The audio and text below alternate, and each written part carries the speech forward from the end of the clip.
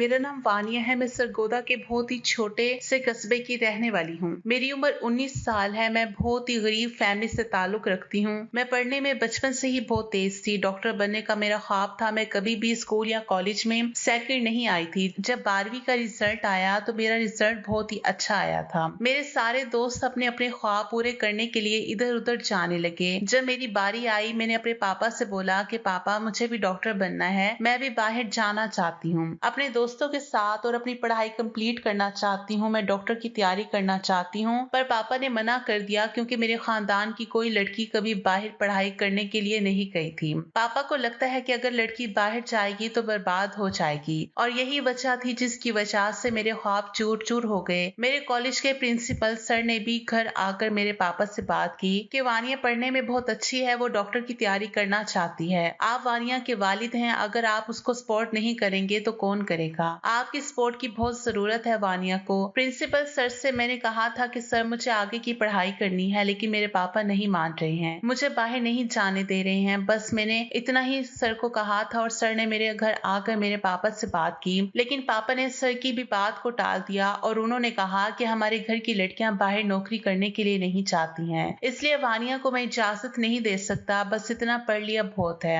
अब इसकी शादी की तैयारी करनी होगी। सर ने कहा, आप वानिया के वालिद हैं, जैसे आपकी मर्जी, मुझे बस आपसे बात करनी थी तो मैंने की।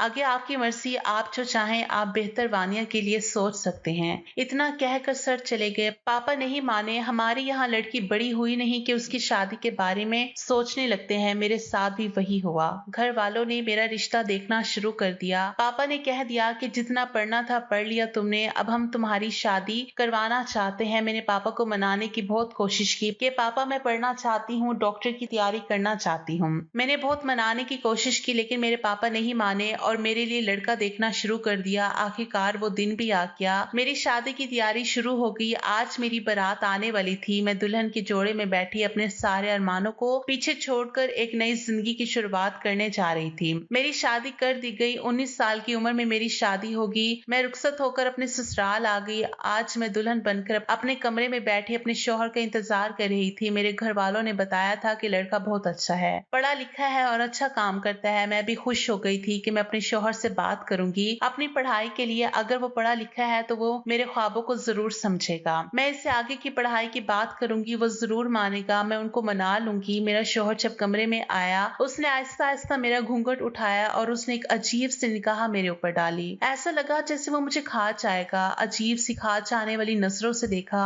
उसकी आंखों में अजीब सा नशा था। उसकी नजरें मुझे परेशान करने लगी थी, जबकि मुझे खुश होना चाहिए था, लेकिन क्यों मैं खुश नहीं हो पा रही थी। खैर, मेरे शौहर का नाम जिशान था। जब उन्होंने मेरा घूंघट उठाया तो मैंने कहा, जिशान, मुझे आपसे कुछ बात करनी है, क्या मैं आपसे कुछ बात कर सकती हूँ? उन्होंने कहा, ठीक है, बोलो, क्या बात करनी है तुम्हें? मैंने कहा, जिशान, मैं जानती हूँ इस वक्त ये सब बात करने का वक्त नहीं है, लेकिन मैं आपसे ये बात अभी इसी वक्त करना चाहती हूँ। जिशान कहने लगा, ठीक है, बोलो। मैंने कहा, मैंने अपने पापा से बात की थी। मैं अपनी पढ़ाई पूरी करना चाहती थी। मैं डॉक्टरी की तैयारी करना चाहती थी। मैं चाहती हूँ कि आप मुझे पढ़ने की इजाजत दें, लेकिन मेरे शौहर ने साफ इनकार कर दिया। वो कहने लगे, क्या करोगी पढ़ाई करके? लड़कियों का काम है घर को संभालना, घर के काम करना। उनकी ऐसी बातें सुनकर मैं मायूस हो गई। मैं आगे कुछ कहती से पहले उन्होंने मेरे होंठों पर अपना हाथ रख दिया और फिर मेरी एक ना सुनी। आहिस्ता आहिस्ता उन्होंने मुझे अपनी आगोश में ले लिया और सुबह हुई तो मैं फ्रेश होकर किचन में चली गई और सबके लिए नाश्ता बनाया। हम सब ने मिलकर नाश्ता किया। मेरे ससुराल में मेरी सास ससुर नहीं थे,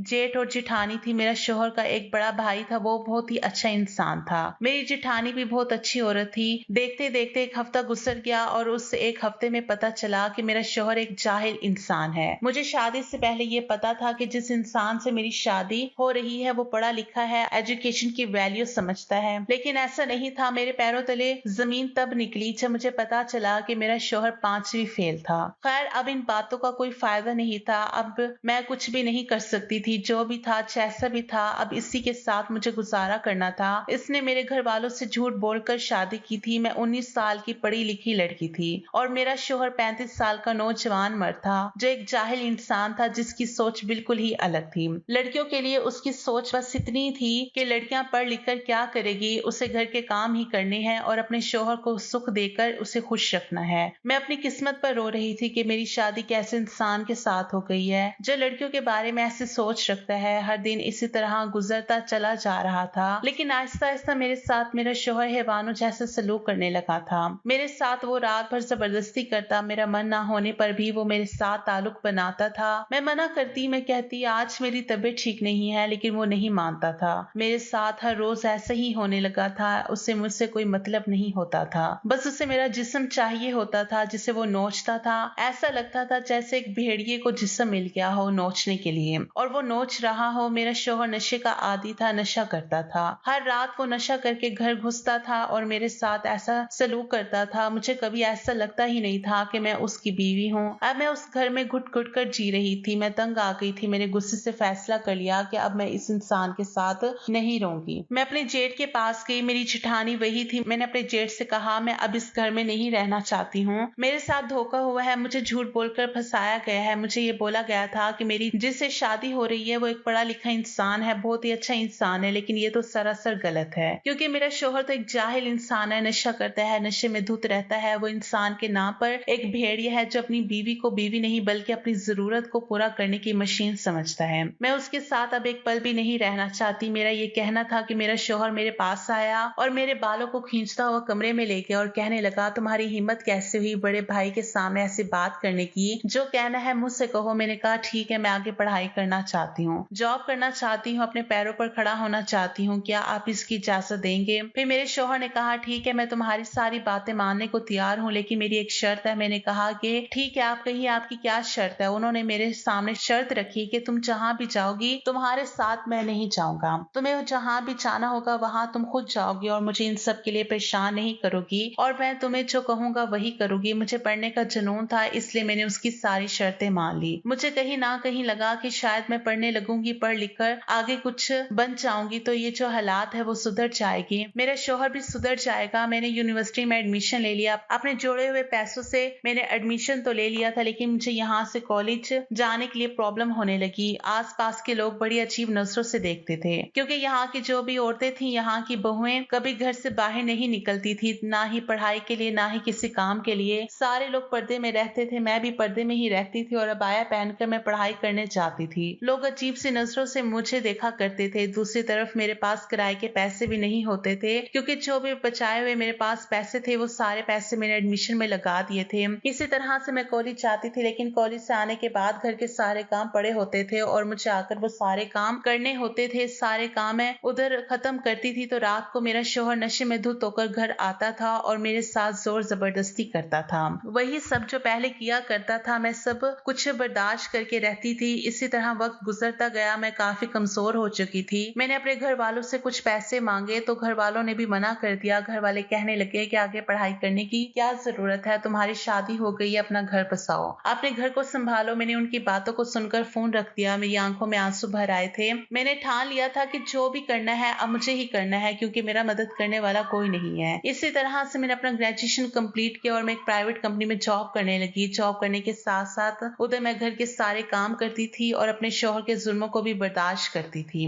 वो नशे में धुत होकर घर आता और मेरे साथ जोर जबरदस्ती करता, मेरे साथ मार पीट भी करता। दूसरी तरफ मोहल्ले वाले मेरी नौकरी करने पर बहुत ही गंदी गंदी बातें कहते कि ये औरत अच्छी नहीं है, कि घर से बाहर निकलकर मर्दों की तरह काम करने के लिए जाती है, पता नहीं बाहर जाकर क्या काम करती है, कितने लड़कों से मर्दों से ताल्लुक बनाती है। मैं लोगों के ताने सुनती, मैं उन्हें पलटकर कोई जवाब नहीं देती थी। मैं सोच चुकी थी जिसको जो कहना है कहे। मैं अपना काम करती रही। कंपनी से जब मुझे सैलरी मिली मैं बहुत खुश थी, क्योंकि ये मेरी पहली सैलरी थी। मैं खुशी से घर आई। मैंने सोचा था कि मैं अपने शौहर को बताऊंगी और कुछ पैसे उन्हें भी दूंगी और कुछ पैसों से अपनी जरूरत का सामान ले लूंगी और कुछ पैसे जमा भी करूंगी। मैंने आगे की पढ़ाई भी सोची थी कि आगे भी मैं पढ़ाई करूंगी, लेकिन मेरी सोच बस एक सोच ही बनकर रह गई थी, क्योंकि मेरा शौहर जब घर आया तो उसने मेरे पास पैसे देखे और वो पैसे उन्होंने मुझसे छीन लिए। सारे के सारे पैसे मुझसे छीन कर बाहर चला गया। मैं कहती रह गई मैं आगे की पढ़ाई करना चाहती हूँ और जरूरत का सामान खरीदना चाहती हूँ, प्लीज वो पैसे मुझे दे दें। कुछ पैसे आप रखे, मुझे कोई इतराज नहीं होगा, लेकिन बाकी के पैसे मुझे दे दे। लेकिन वो मुझे धक्के देकर बाहर चला गया।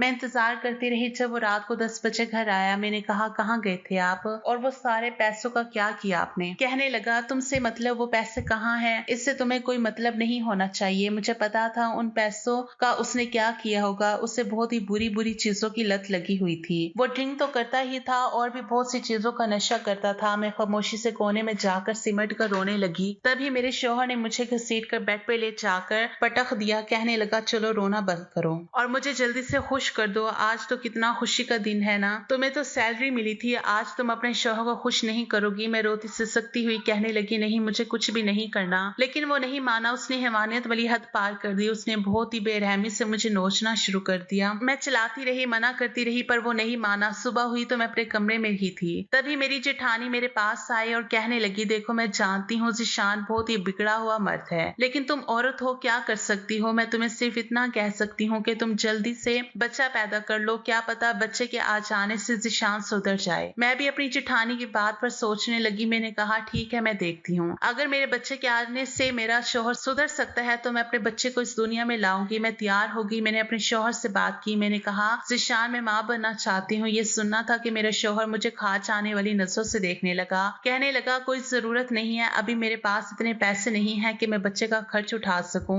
उन्होंने साफ मना कर दिया। मैं खामोश हो गई। दिन इसी तरह गुजरते गए। फिर एक दिन अचानक से मेरी तबीयत बहुत ज्यादा खराब हो गई। मुझे उल्टियां आने लगी और चक्कर आने लगे। मेरी जेठानी दौड़कर मेरे पास आई और कहने लगी, वानिया, लगता है तुम प्रेग्नेंट हो। मैं खुश हो गई कि चलो अच्छी बात है, मैं प्रेग्नेंट हो गई हूँ। लेकिन जब ये बात मेरे शौहर को पता चली कि मैं प्रेग्नेंट हूँ तो वो मुझे जबरदस्ती खींच कर डॉक्टर के पास ले गया और मेरा अबॉर्शन करवा दिया। इसी बीच मैं फिर से प्रेग्नेंट हुई, लेकिन मेरे शौहर ने दूसरी बार भी वही किया। अब मैंने भी सोच लिया था कि अब मुझे बच्चा नहीं चाहिए, पर शायद खुदा को कुछ और ही मंजूर था। मैं फिर से प्रेग्नेंट होगी और इस बार भी ज़ीशान को पता चला तो वो मुझे फिर से लेकर डॉक्टर के पास चला गया। लेकिन इस बार डॉक्टर ने साफ मना कर दिया। डॉक्टर कहने लगा कि लगातार अबॉर्शन करने से लड़की बहुत कमजोर हो चुकी है, इस बार हम रिस्क नहीं ले सकते। इसमें आपकी बीवी की जान भी जा सकती है। ये सुनना था कि मेरे शौहर गुस्से से लाल हो चुका था। वो मुझे घर ले आया और कमरे में बंद करके मुझ पर ऐसा जुल्म किया जो मैं बता नहीं सकती। मैं चीख रही थी, चिल्ला रही थी, लेकिन मेरी चीख सुनने वाला कोई नहीं था। मेरे शौहर को मुझ पर जरा भी रहम नहीं आया। उन्होंने मेरे पेट पर भी लात मारी। मैं जब से प्रेग्नेंट हुई थी मेरा शौहर मुझे अब एक नजर भी नहीं देखता था। देखते देखते 9 महीने गुजर गए और इन 9 महीने में मेरे शौहर ने एक बार भी डॉक्टर से मेरा चेकअप नहीं करवाया। मेरी किसी भी जरूरत को उसने पूरा नहीं किया। मैं अपने बच्चे की जिम्मेदारी अकेले उठा रही थी। मेरा दिल अब मेरे शौहर से पूरी तरह टूट चुका था। मुझे अब ज़ीशान के साथ रहने में घुटन महसूस हो रही थी। फिर एक दिन अचानक से मेरे पेट में दर्द उठा। मुझे अस्पताल ले जाया गया और मुझे 2 जुड़वा बच्चे पैदा हुए और दोनों बेटियां थी। मैं बहुत खुश थी, लेकिन मेरा शौहर बिल्कुल भी खुश नहीं था। मेरे दोनों जुड़वा बच्चे ऑपरेशन से हुए थे। 3 दिन अस्पताल में गुजारने के बाद मुझे घर ले आया गया। मेरी जेठानी ने मेरी देखभाल की। मैं इस काबिल ना थी कि मैं उठकर खुद से बाथरूम भी जा सकती,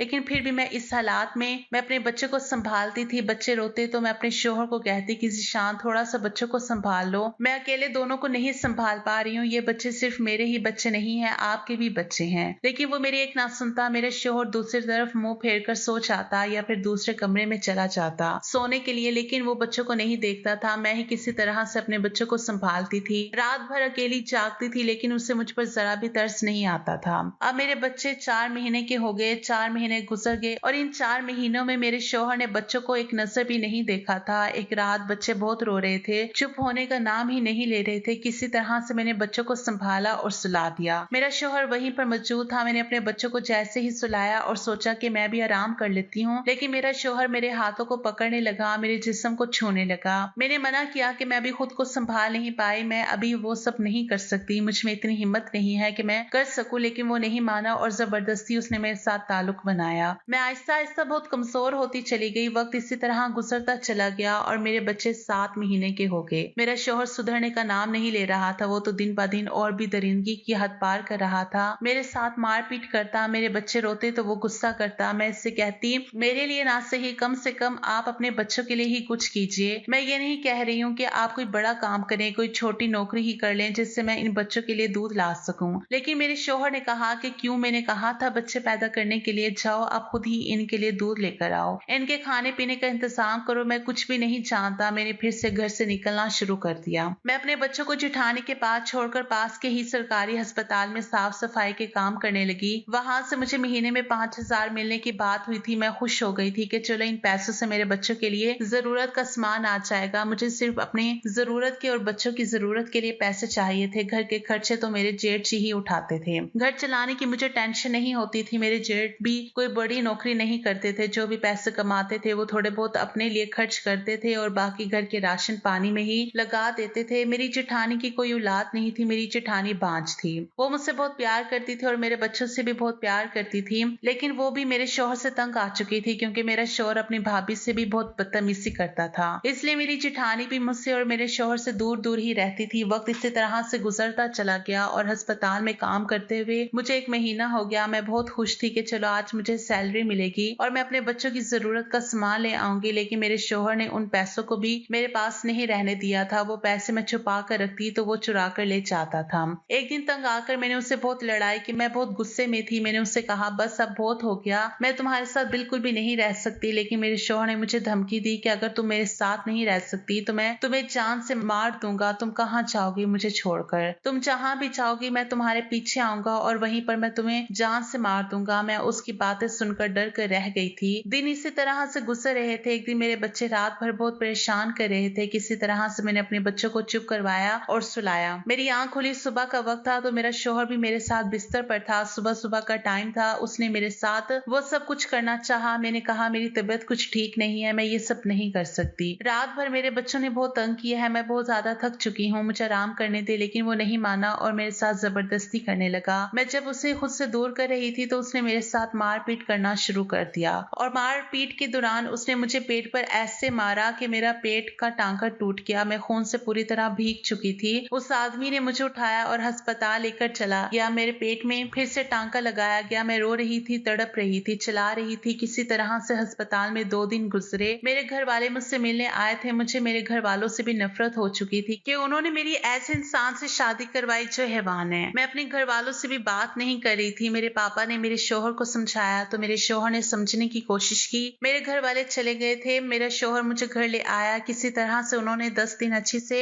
मेरे साथ गुजारे, लेकिन फिर मेरे साथ वही सब करना शुरू कर दिया। इंसान की जो फितरत होती है वो कभी नहीं बदलती। अब तो मुझे अपनी जिंदगी से दिल भर गया था। अब मुझे जीने का बिल्कुल भी शौक नहीं था, कोई उम्मीद ही नहीं बची थी। अब मुझे मर जाने को दिल करने लगा था। मैंने अपनी जान लेने की कोशिश की, तभी मेरी नजर मेरे बच्चों पर पड़ी जो बहुत रोए जा रहे थे। फिर मैं सोचने लगी आज तो मैं इस दुनिया से चली जाऊंगी, लेकिन मेरे बच्चों को कौन देखेगा? मेरे बच्चे यतीम हो जाएंगे। यह आदमी तो मेरे बच्चों को एक नजर भी नहीं देखेगा। मैं अपने बच्चों के लिए रुक गई और अपने दोनों बच्चों को गले से लगाकर फूट फूट कर रोने लगी। मैं सोच रही थी कोई आदमी इतना भेड़िया कैसे हो सकता है। मैं अपने बच्चों को सीने से लगाए सो गई थी। 2 महीने बाद पता चला कि मैं फिर से प्रेग्नेंट हूँ। मैं सोच में पड़ गई थी। मैंने सोच लिया था कि मैं इस बच्चे को इस दुनिया में नहीं आने दूंगी। जब इन बच्चों को इस आदमी ने एक नजर भी नहीं देखा तो तीसरे बच्चे को वो क्या देखेगा। इसलिए मैं इस बच्चे को लाना ही नहीं चाहती थी। मैं अस्पताल गई और मैंने डॉक्टर से बात की। मैंने कहा मुझे अबॉर्शन करवाना है। डॉक्टर ने मेरे शौहर का पूछा। मैंने कहा कि वो नहीं आए हैं। डॉक्टर ने कहा कि आपके साथ कोई होना चाहिए, लेकिन मैंने अपने शौहर को कहा कि चलो डॉक्टर के पास, लेकिन वो नहीं आया था।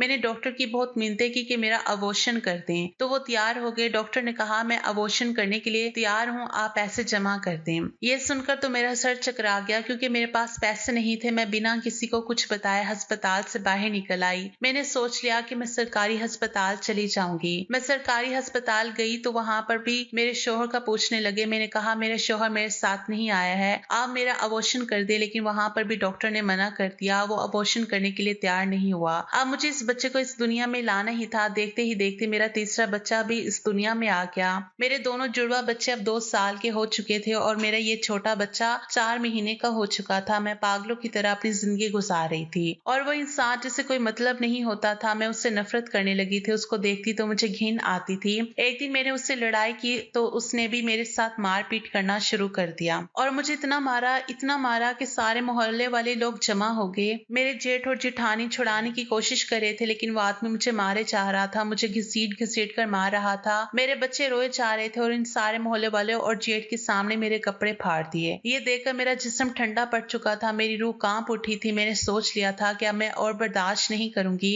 मैं जिस हालत में थी, फटे कपड़ों और उसी हालत में ही मैं दुपट्टे को अपने बदन पर लपेट कर थाने चली गई। वहां पर मैंने रिपोर्ट लिखवाई। पुलिस ने मेरी हालत देखकर वो फौरन मेरे साथ मेरे ससुराल आई। मेरी हालत को ही देखकर वो समझ चुके थे कि मेरे साथ क्या हुआ है। मैं अपने शौहर के खिलाफ खड़ी हो गई। उस आदमी को अरेस्ट कर लिया गया। वो मुझसे माफी मांगने लगा, कह रहा था कि मुझे एक मौका दे दो, मैं सुधर जाऊंगा, मैं ऐसा कुछ नहीं करूंगा। लेकिन मैं उस दरिंदे को कैसे माफ कर सकती थी। मैंने उसकी एक ना सुनी क्योंकि मेरा दिल उससे पूरी तरह टूट चुका था। मैं उससे नफरत करती थी, इतनी नफरत के कोई किसी से नहीं करता होगा। मेरी जेठानी मेरे पास आई और कहने लगी, वानिया देखो तुम परेशान ना हो, सब कुछ ठीक हो जाएगा। तुमने बहुत अच्छा फैसला किया, मैं तुम्हारे साथ हूँ और हमेशा रहूंगी। देखो तुम टेंशन मत लेना किसी भी चीज की, मैं तुम्हारी मदद करने के लिए तैयार हूँ। तुम काम करना चाहती हो ना तो करो, मैं तुम्हारे तीनों बच्चों को अपने बच्चों की तरह पालूंगी। मैं अपनी जेठानी के सीने लग गई और फूट फूट कर रोने लगी। उसने मुझे तसल्ली दी, मैं भी अब आहिस्ता आहिस्ता संभलने की कोशिश करने लगी। 1 महीने के बाद मैं घर से निकलने लगी। मैंने अपने लिए प्राइवेट जॉब की तलाश की, मुझे कंपनी में जॉब मिल गई। मैं दिखने में बहुत खूबसूरत थी, लेकिन जितनी मैं खूबसूरत थी मेरी किस्मत उतनी ही काली थी। मुझे जिस कंपनी में जॉब मिली थी वहां पर मेरी सैलरी 20,000 थी। मैं बहुत खुश थी। आहिस्ता आहिस्ता मैं अपनी जिंदगी में बहुत आगे बढ़ गई थी। वक्त की रफ्तार इतनी तेज थी कि 10 साल कैसे गुजर गए पता ही नहीं चला। आज मेरा शौहर जेल से छूटकर घर आने वाला था। 10 साल बाद आज फिर से मेरे सारे जख्म ताजा हो रहे थे, क्योंकि उस इंसान का चेहरा दोबारा से मेरी आंखों के सामने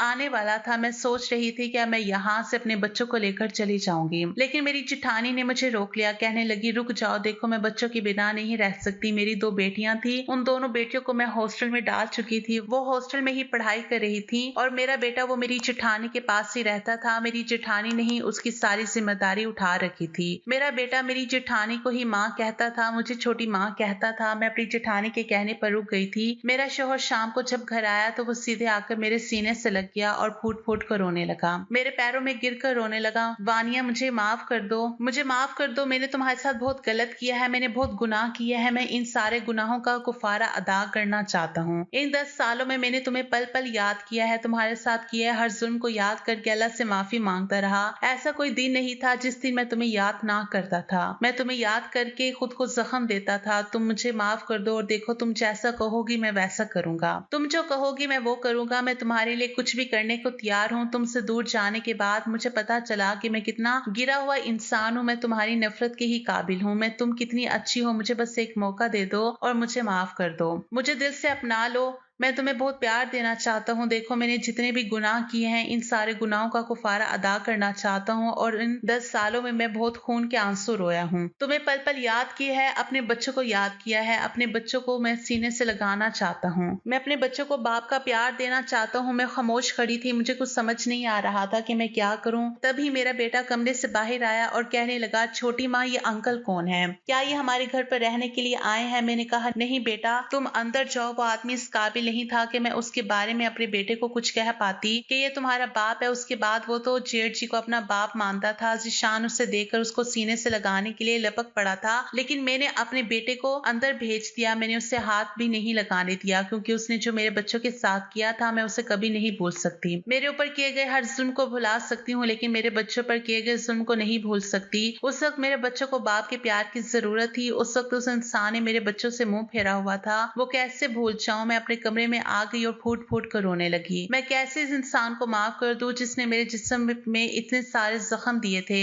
मैं इन सारे जख्मों को कैसे भुला दूं? आज वो सारे जख्म मेरे ताजा हो चुके थे। मैं कैसे माफ कर दूं उस इंसान को जिसने मुझे इतना रुसवा किया, इतना जलील किया था। मैं कमरे में रो रही थी कि मेरा शौहर मेरे पास आया और कहने लगा, देखो वानिया मैं नहीं कह रहा कि तुम मुझसे प्यार करो। तुम्हें जब लगे कि मैं सुधर गया हूँ तभी तुम मुझसे प्यार करना। बस तुम मुझे माफ कर दो। मुझे माफ तो कर ही सकती हो, मुझसे जो हो पाएगा मैं करने के लिए तैयार हूँ। मैंने उसकी एक बात ना सुनी। मैं अपने बेड पर करवट लिए सो गई। वो दूसरे कमरे में चला गया और सो गया। सुबह हुई तो मैं नाश्ता बनाने के लिए किचन में गई। मैंने नाश्ते की तैयारी की। मेरी जेठानी भी मेरे साथ किचन में थी। हमने देखा कि मेरा शौहर कमरे से बाहर आया, सहन में लगे नल से चेहरे को धोया और उसने चुपचाप बिना कुछ खाए घर से निकल गया। मैं समझ गई थी कि ये कहाँ जाएगा। जिसकी जो फितरत होती है नशे की आदत, ये वहीं जा रहा होगा। और मेरी जेठानी, हम समझ चुके थे कि शाम को ही वापस लौटेगा और नशे में धुत होकर आएगा, लेकिन हमारी सोच गलत साबित हुई। हमने देखा तो वो शाम को वापस जरूर घर आया था, लेकिन वो नशे में नहीं था। उसके हाथों में मेरे बेटे के लिए कुछ खाने की चीजें थी। उसने वो चीजें मेरे बेटे को देकर अपने कमरे में चला गया। मैं बस देख रही थी, मैंने भी कुछ नहीं कहा और मैं भी कमरे में वापस आ गई। मेरा शौहर दूसरे कमरे में चला गया। दूसरे दिन भी उसी तरह हुआ। वो बिना कुछ खाए घर से बाहर निकल गया। शाम हुई तो वो घर पे मिठाई लेकर आया और उसने पहली बार ऐसी बात कही